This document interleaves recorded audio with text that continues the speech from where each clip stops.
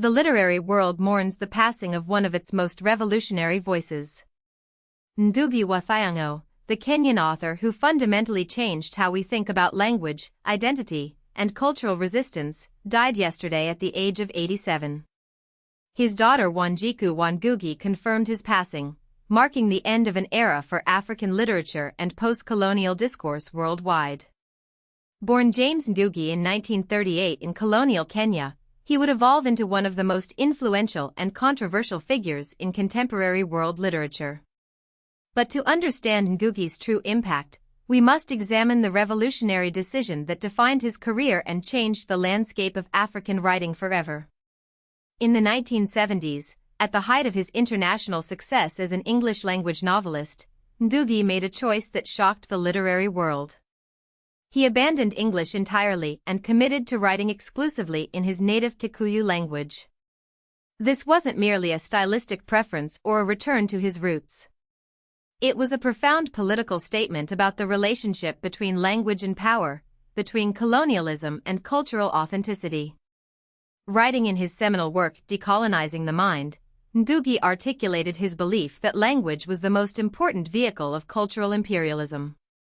Colonial powers, he argued, didn't just take land and resources.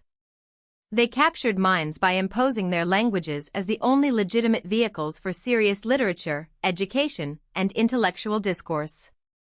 By choosing Kikuyu, Ngugi wasn't simply embracing tradition. He was making a radical argument that African stories, told in African languages, could reach global audiences without linguistic compromise. This decision came at enormous personal cost. It immediately reduced his international readership and complicated his relationship with publishers and academic institutions. But it established him as a pioneering voice in discussions about cultural sovereignty that continue to resonate today. His example inspired countless writers across Africa and the developing world to reconsider their own relationships with colonial languages. Ngugi's literary journey began in the 1960s with novels written in English that quickly established him as East Africa's premier novelist. Weep Not, Child and the River Between explored the psychological and social upheaval of colonial and post-independence Kenya, focusing particularly on the tension between traditional values and modern pressures. These early works revealed his gift for examining large historical forces through intimate human stories. His masterpiece Petals of Blood, published in 1977, offered a sweeping critique of post-independence Kenya's neo-colonial trajectory. The novel's intricate structure and political analysis demonstrated Ngugi's evolution from a promising young writer to a mature literary voice capable of tackling systemic issues with both artistic sophistication and moral urgency. The book examined how independence hadn't necessarily brought freedom, and how new forms of exploitation often replaced colonial ones. But it was his transition to Kikuyu that truly defined his legacy. This change began with the novel Kaitani Mutharabaini, known in English as Devil on the Cross. Remarkably, much of this novel was written while Ngugi was imprisoned by the Kenyan government in 1977 and 1978, often using toilet paper when other materials weren't available. This experience of writing in prison became emblematic of his commitment to his artistic and political principles despite personal cost. His detention wasn't arbitrary. Ngugi's involvement with community theater projects in Kenya, particularly the Kamarayathu Community Education and Cultural Center, represented his belief that literature and performance should serve ordinary people rather than elite audiences. When government authorities shut down these projects and detained him without trial, it became clear that his work was viewed as genuinely threatening to existing power structures. Art, in Ngugi's hands, had become a tool of resistance. The years of exile that followed, primarily in the United States, didn't diminish his engagement with Kenyan and African issues. Instead, they provided him with international platforms to advocate for democratic governance, cultural rights, and educational reform across Africa. His criticism of authoritarian governance and neo-colonial economic policies remained consistent throughout his career, earning him both admirers and enemies. Beyond his creative writing, Ngugi was a formidable scholar whose theoretical work influenced post-colonial studies, African literature criticism, and debates about language policy across the developing world. His essay collections established crucial frameworks for understanding the relationship between literature and social change in post-independence Africa. His academic career, which included positions at universities in Kenya, Britain, and the United States, allowed him to mentor generations of writers and scholars. His influence on younger African writers has been profound and lasting. Authors across the continent have cited his example in making their own choices about language, subject matter, and the social responsibilities of literature. His theoretical writings continue to be essential texts in post-colonial studies programs worldwide, shaping how scholars and students think about culture, power, and resistance. Ngugi's international recognition grew steadily over his career. He received numerous honorary doctorates, literary prizes, and was frequently mentioned as a candidate for the Nobel Prize in Literature.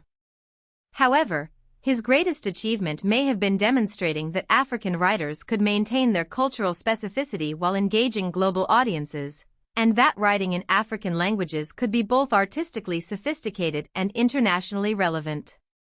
Some critics argued that his language choices limited his global reach, that by abandoning English he had essentially cut himself off from the international literary conversation. But others celebrated his demonstration that cultural authenticity and international significance weren't mutually exclusive. His works were translated into dozens of languages, proving that universal themes could emerge from deeply specific cultural contexts. Ngugi wa Thiong'o's death represents the loss of one of the last major figures from the generation that came of age during Africa's independence movements. His career embodied the hopes, struggles, and contradictions of post-colonial African intellectual life.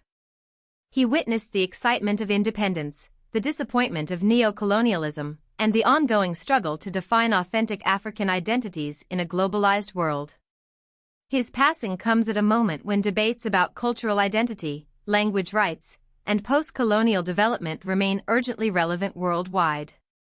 From discussions about indigenous language preservation to debates about cultural appropriation, from questions about educational language policy to arguments about authentic representation in literature and media, the questions Ngugi raised continue to resonate far beyond the African context where they originated. The questions he raised about the relationship between culture and power, the role of literature in social change, and the possibilities for genuine decolonization challenge us still. Can colonized peoples truly achieve mental freedom while continuing to think and create in their colonizers' languages? What responsibilities do writers have to their communities? How can literature serve both artistic excellence and social justice? In death, as in life, Ngugi wa Thiong'o remains a figure who challenges readers to think seriously about literature's capacity to shape society and about the responsibilities that come with cultural and intellectual privilege. His life's work stands as a testament to the transformative power of principled artistic commitment and the enduring relevance of post-colonial resistance. The boy who became James Ngugi in colonial Kenya, who transformed into Ngugi wa Thiong'o the revolutionary writer, leaves behind more than books and essays. He leaves behind a model of what it means to use one's voice not just for personal expression, but for collective liberation.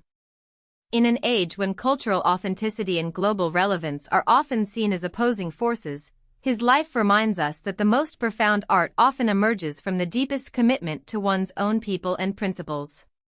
As we bid farewell to this literary giant, we're reminded that true artists don't just reflect their times. They shape them. Ngugi wa Thiong'o spent nearly 7 decades doing exactly that, and his influence will continue to shape writers, thinkers, and activists for generations to come.